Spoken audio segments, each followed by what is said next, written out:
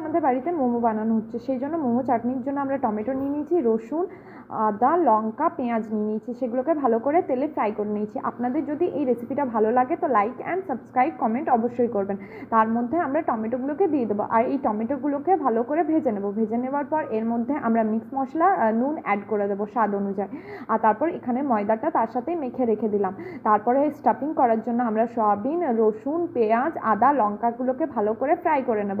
প্রথমে আমরা রসুন, আদা, লঙ্কাগুলোকে ফ্রাই করে নেব, তারপর এর মধ্যে আমরা সয়াবিন বড়িটা দিয়ে দেবো।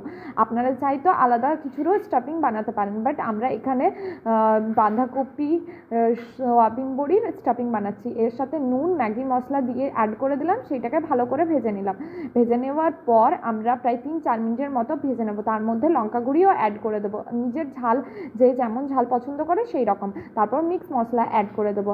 তারপর আমরা স্টাফিংটা আমাদের এই প্রায় 5-6 মিনিটের মধ্যে এর পাশে আমরা বাঁধাকপিগুলোকে কেটে নেব, জাস্ট তেলে এপাশ ওপাশ উল্টে নেব, বাঁধাকপিটাকে ভাজবো না। আমাদের এর সাথে আমাদের স্টাফিং তৈরি, প্রায় 3-4 মিনিটের মধ্যে আমাদের স্টাফিং তৈরি। আমরা এটাকে তেলে ভাজিনি। তারপর আমরা স্টাফিং তৈরি। তারপর আমরা এই মোমোগুলোকে, ময়দার গুলিগুলোকে নিয়ে নেব, সেগুলোকে ভালো করে বেলে নেব, ছোটো ছোটো সাইজের বেলে নেব। তার মধ্যে আমরা স্টাফিং দেখিয়ে দেবো, যেইভাবে ভিডিওতে দেখানো হচ্ছে সেইভাবে। আমরা এখানে প্রায় 3-3টে মোমোর শেপ বানানো দেখিয়েছি, ইজি স্টেপ। এই গোল শেপটা, আরও একটা ক্যাটারপিলার শেপ, আমরা এটা স্পেশালি নাম দিয়ে দিয়েছি ক্যাটারপিলার শেপ। অ্যান্ড আরেকটা আমরা 3 রকমের শেপ, আপনারা যেটা ইচ্ছে আপনাদের সেই শেপটা বানাতে পারেন, কিন্তু সবথেকে ভালো লাগে এই শেপটা। এই শেপটার মোমোগুলো টেস্টি লাগে খেতে। তো আপনারা এই শেপটা বানাবেন, নাহলে 3টেই বানাতে পারেন, যেটা আপনাদের টেস্টি লাগবে সেটা আপনারা বানাতে পারবেন। এই দেখুন যেভাবে ভিডিওতে করা হচ্ছে সেইভাবে আমরা করব। একদিকটা ফোল্ড করে নেব আর একদিকটা জাস্ট স্ট্রেট।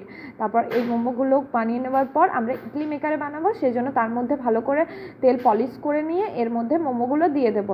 তারপর এই দেখুন আমাদের মোমোগুলো সব কমপ্লিট, শেপ কমপ্লিট। এরপরে আমরা যেই চাটনিটা, টমেটোটা ভেজে রেখেছিলাম সেটা মিক্সার গ্রাইন্ডারে মিক্সিতে চালিয়ে নেবো। তারপর মোমোগুলোকে সেদ্ধ হতে দেবো। মোমোগুলো সেদ্ধ হয়ে দেওয়ার পরেই আমাদের এই মোমোগুলো তৈরি।